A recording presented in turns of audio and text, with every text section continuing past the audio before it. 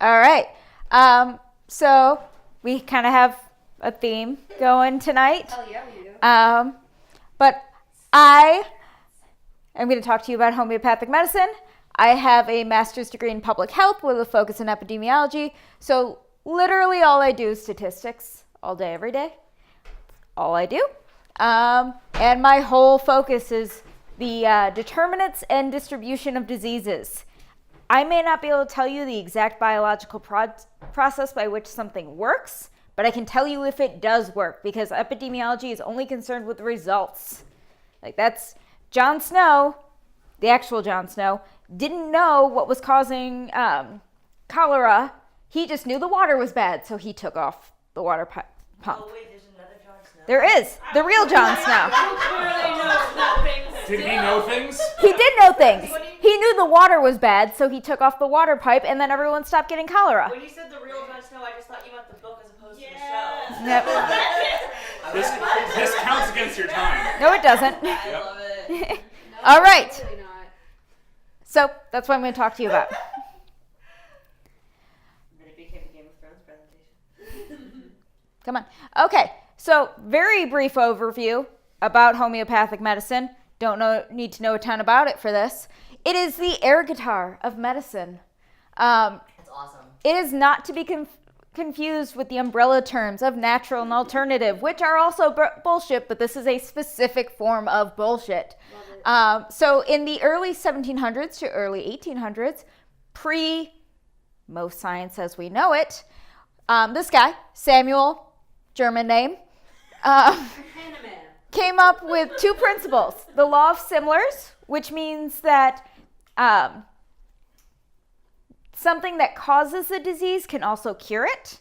It is a very similar idea to the fact that Dahlia is really smart. So if I eat her brain, I'm going to be as smart as Dahlia. And then you die. Also, maybe not though. Maybe not that. And also the law of infinitesimals, which is the smaller the dose of something, the more effective it is. Not necessarily the case. These are the original ideas. Some ideas that have been added onto it more recently, when there has been science, is that water remembers what used to be in it. There's memories. Water has a memory, not of the Tyrannosaurus shit that's in it, but of the sulfur drug, which is going to...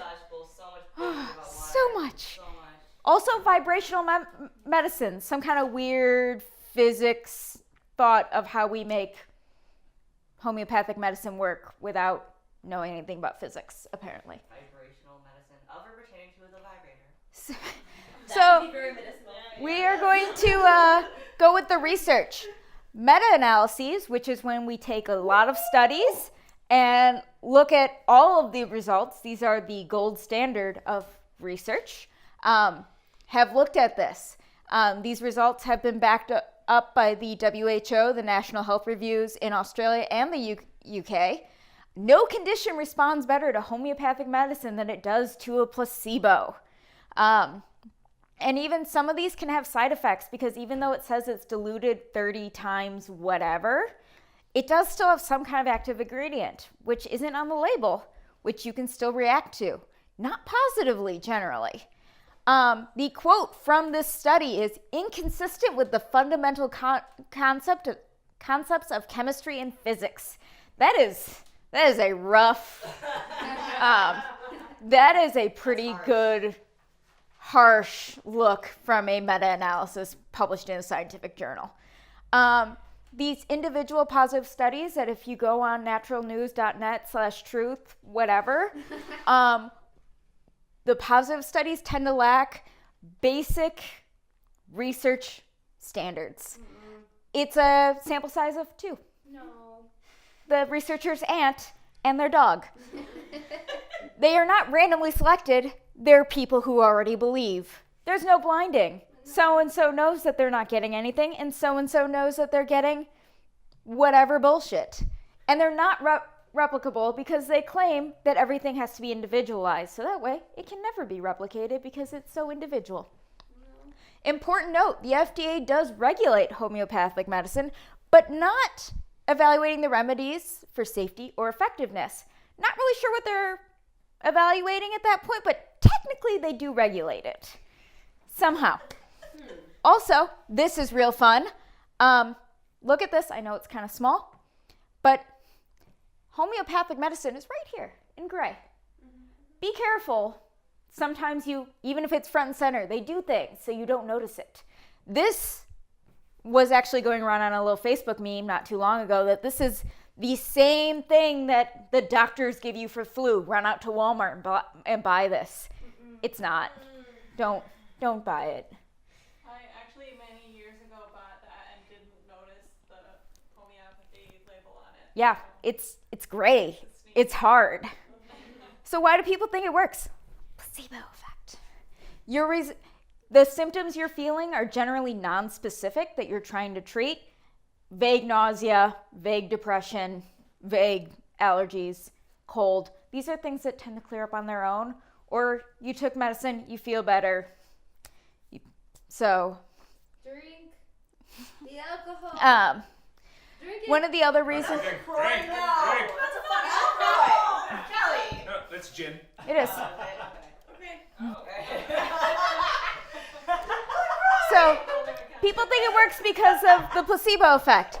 Also, going off what Dahlia was talking about, the fallacy that natural is better. Have you heard of Ebola? Ebola is natural. Yeah. Drink. If you've heard of Ebola. Like, it's based on this fallacy that returning to the natural world will solve everything. So, but generally, the big thing is the placebo effect. It is very powerful. It makes people a lot of money.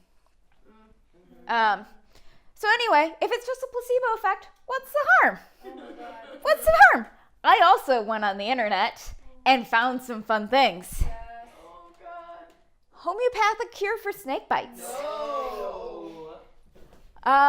Homeopathic cures for STDs. No. Lead poisoning in a child who wore a homeopathic magnetic bracelet not too long ago. Your dogs are not safe. Homeopathic cures for cancer in dogs. So this is the harm. So it delays treatment from actual medical care. If you do have a condition, generally speaking, the longer you put it off, the worse it is. Get treatment early and often, just like we vote in Chicago. Also, this is the proliferation of wrong information and the lack of science literacy is dangerous for many reasons. We see people not getting vaccines, not going to their doctors, lack of trust in the healthcare facility. It really affects the system as a whole. It's a multi-billion-dollar industry feeding off misinformation. People want to complain about Monsanto. These people are making a lot more money selling something that does nothing. Monsanto increases yield, does a lot of good things. Nothing. Sugar water. You can't cure your STD. Interesting little website if any of you are interested. What'stheharm.net. You can go through and find examples of any type of pseudoscience bullshit and have a nice little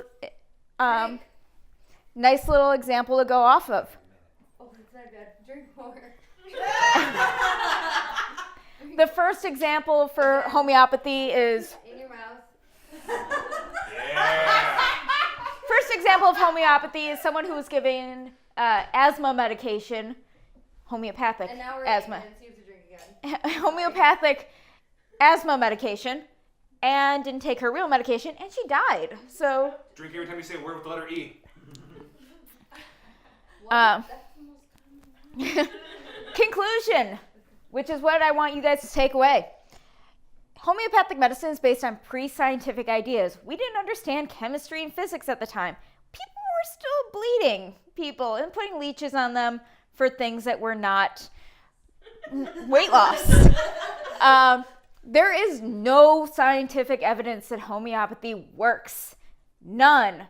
I don't care how great it made your aunt's sister's friend's neighbor feel. It's the placebo. There's no evidence for it. There's no argument for it. People believe in it due to the non-specific nature of most of the symptoms people take it for, not always asthma and STDs and cancer. There are also issues with the poor experiences people have had in healthcare in general, which is something we can also address. Homeopathic medicine is harmful. Bottom line, can't stress that enough. It's not a harmless pastime that has no results. And because I am a scientist, here are some sources. Which Credible Hulk is a great non-science person resource, if you would like. Sagan. Hail Sagan!